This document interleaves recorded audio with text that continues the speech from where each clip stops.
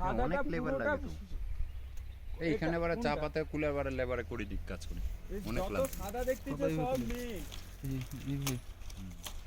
এই দেখো মেঘটা এবারে এই জায়গাটাকে নিয়ে নিচ্ছে পরপর। এই দেখো মেঘটা তোমাকে জুম করে জানাও।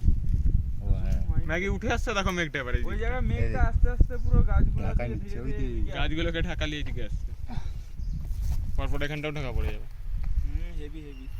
আমি চাইছিলাম ওই রকম মেঘ মেঘ জায়গাটা। ওই হয়তো আসছে জায়গাটাতে দেখো। দেখো ঘরের কাছটায় দেখো মেঘটা আস্তে আস্তে আস্তে আস্তে পাহাড়ের উপরে উঠে যাচ্ছে। এই দেখো ওই দিকটাও আসছে।